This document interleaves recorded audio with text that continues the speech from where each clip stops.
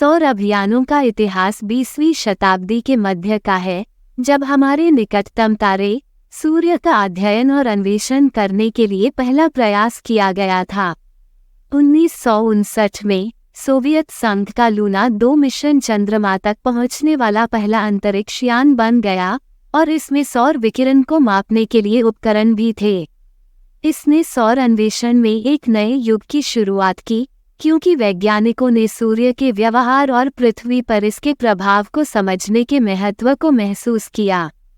Luna 2 के बाद विभिन्न देशों द्वारा डेटा एकत्र करने और सूर्य के बारे में हमारे ज्ञान को आगे बढ़ाने के उद्देश्य से कई मिशन शुरू किए गए।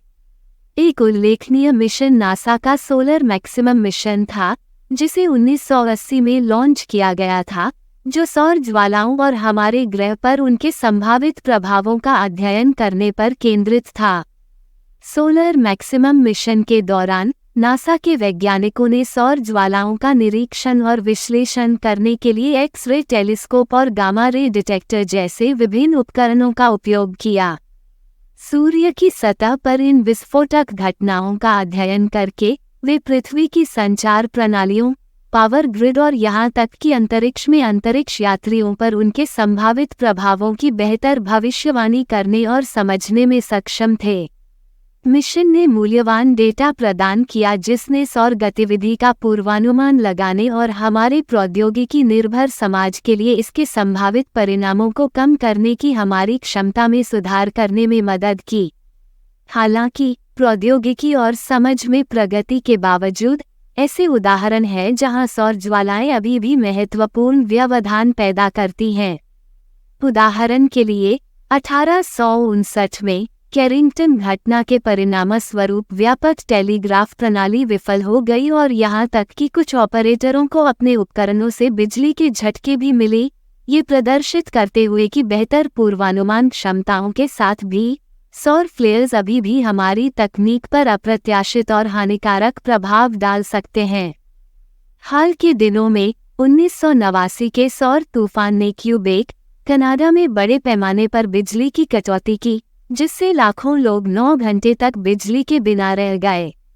इस घटना ने सौर ज्वालाओं के प्रति हमारे पावर ग्रिड की भेद्यता को उजागर किया, जिससे पता चलता है कि आधुनिक प्रगति के साथ भी हम इन प्राकृतिक घटनाओं के प्रभाव से पूरी तरह से प्रतिरक्षित नहीं हैं। हमारे लिए यह महत्वपूर्ण है कि हम अपने प्रौद्योगिकी निर्भर समाज की स्थिरता को बनाए रखने के लिए सौर ज्वालाओं से होने वाले संभावित नुकसान को कम करने के लिए जांच करते रहें और योजनाएं बनाते रहें। उन्नत निगरानी प्रणालियों और प्रारंभिक चेतावनी प्रणालियों में निवेश करने से हमें बिजली ग्रिड पर सौर ज्वालाओं के प्रभाव का बेहतर अनुमान लगाने और उसके लिए तैयार रहने में मदद मिल सकती है। इसके अतिरिक्त मजबूत बुनियादी ढांचे को स्थापित करने और बैकअप पावर सिस्टम विकसित करने से इन घटनाओं के कारण होने वाले व्यवधान को कम करने में मदद मिल सकती है। सक्रिय उपाय करके और क्षेत्र के विशेषज्ञों के साथ सहयोग करके हम अपने पावर ग्रिड की रक्षा करने और अपने दैनिक जीवन पर सौर ज्वालाओं के प्रभाव को कम करने की दिशा में काम कर सकते हैं। सौर अन्वेषण में एक नए युग की शुरुआत बाद के मिशनों के लिए मार्ग प्रशस्त करती है, जिन्होंने सूर्य के व्यवहार और पृथ्वी पर इसके प्रभाव के बारे में हमारी समझ का बहुत विस्तार किया है। इसके अलावा एसडीओ की टिप्पणियों ने नवीन परिरक्षण तकनीकों के विकास को भी प्रेरित किया है, जो अंतरिक्ष यान पर संवेदनशील इलेक्ट्रॉनिक्स की रक्षा कर सकते हैं और उन्हें सौर ज्वालाओं के हानिकारक प्रभावों का सामना करने में सक्षम बना सकते हैं। इन परिरक्षण तकनीकों ने अंतरिक्ष यान की विश्वसनीयता और जीवन काल में बहुत सुधार किया है, जिससे लगातार मरम्मत या प्रतिस्थापन की आवश्यकता कम हो गई है।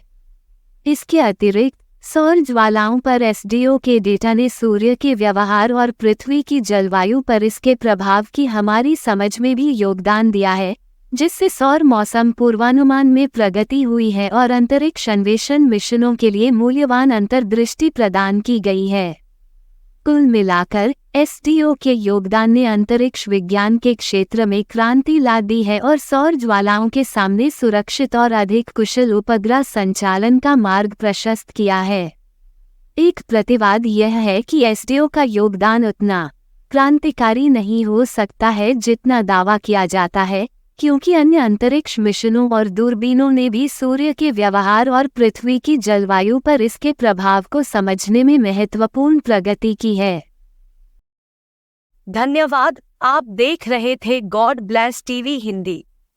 हमारे साथ जुड़ने के लिए सब्सक्राइब अवश्य करें।